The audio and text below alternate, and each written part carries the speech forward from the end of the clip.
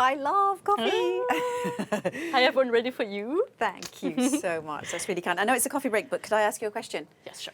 Concerning AVOD, I know that it's not as big in Europe as it is in the US, and I saw that earlier and I was a little bit confused. Maybe you can sort of enlighten me. Yeah, you're referring to the tiny 20% indeed we've seen earlier on the slides, and the number was 51 last year in the US.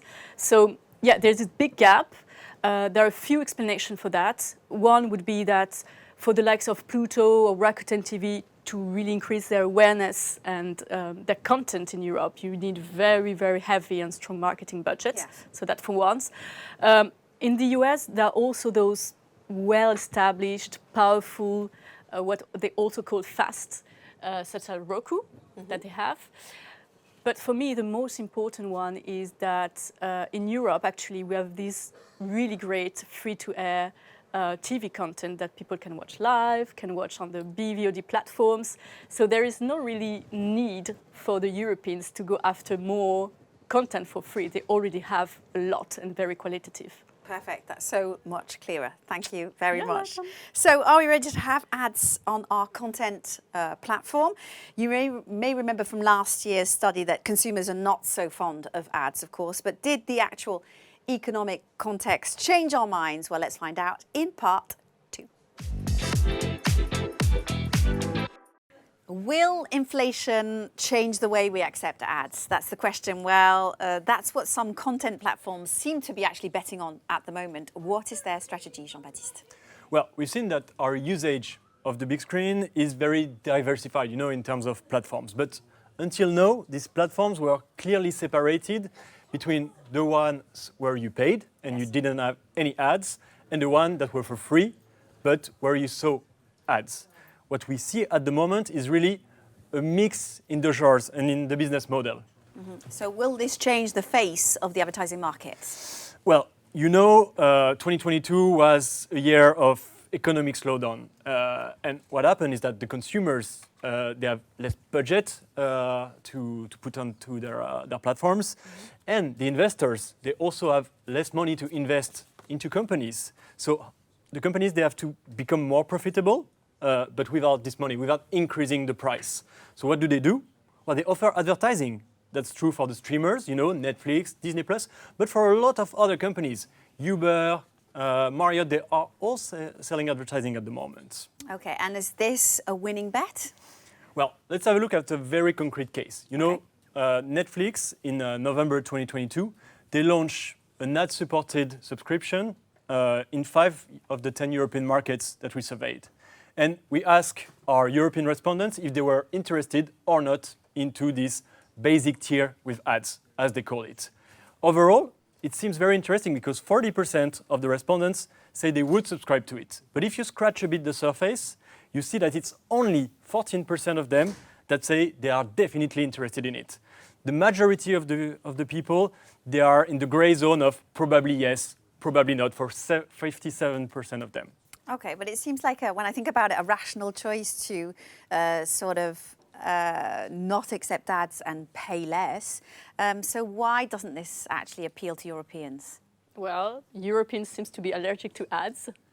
That's the finding we had last year and is confirmed this year, right? So if you see the numbers on the slide, here it indicates the annoyance that people feel towards ads on the different platforms.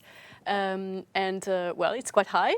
Approximately 50%, especially on YouTube, actually. And if you took the number we had last year with the US, it was roughly 30-40%, so much lower, better ad acceptance in the US, apparently. Okay, so I hear you, but cost of living is so high. Consumers are doing everything they can to kind of save money these days. Shouldn't this be a game changer? Yeah, that's what we thought. So that's what we try to understand from the field this year, what the impact of the economic situation.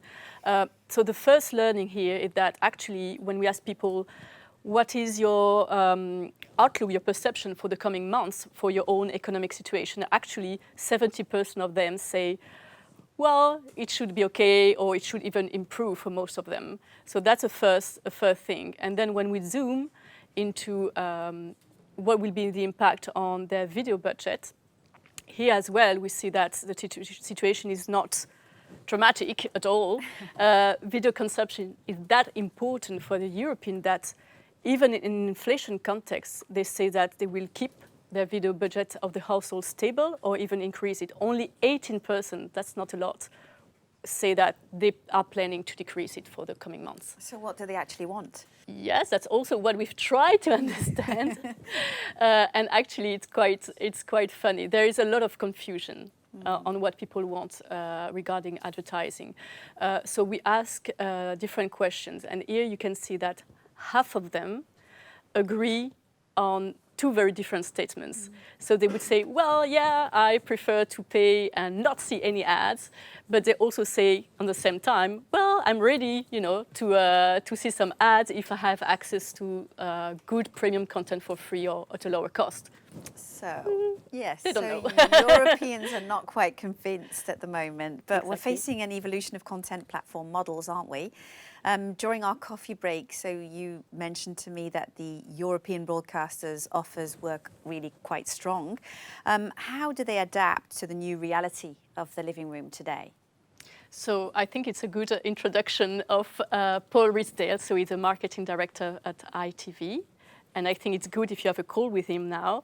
He will explain you from a broadcaster point of view. And I'm sure it will bring a lot of good insights for the audience. Right now? Right now. I better go then, hadn't I? Yes, but just before, we can see the ad that he has chosen, the ad of the moment for him. Wonderful. Let's take a look. Did somebody say just ding dong? Ring-a-ding, somebody say just ding. Want my curry in a hurry, extra sauce on the low. And I want acai, yeah, when I'm ordering delivery. A little sushi while I watch a movie, papaya salad while I sing a ballad.